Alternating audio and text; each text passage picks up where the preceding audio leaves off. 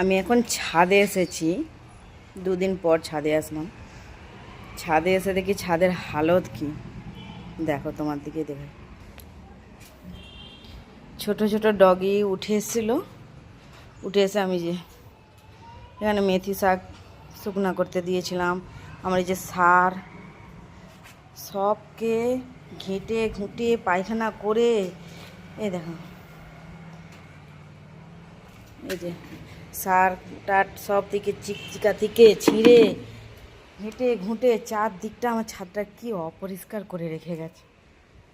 Gate আমার ছেলেটা gate খুলে রেখে চলে গেছে, এই হালত করেছে। চলো এখন ছাদটা পরিষ্কার করি, না করলে তো হবে না। নোংরাগুলো না এক জায়গায় করে দিয়েছি, অ্যাকচুয়ালি নোংরা নয়, এতে মাটি আছে। তারপরে তো মেথি শাকগুলো শুকনো করতে দিয়েছি, ওইগুলো নাচছে আর ডিমের খোলা আছে এগুলো।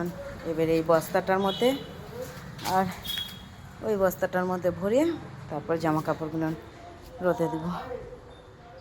কমপ্লিট। এই দেখো ছাদটা কীরকম ছিল কীরকম হয়েছে, পরিষ্কার করতে হচ্ছে। আর এই যে গাছে জল দিয়েও কমপ্লিট হয়ে গেছে, জামা কাপড় মিলাও কমপ্লিট হয়ে গেছে।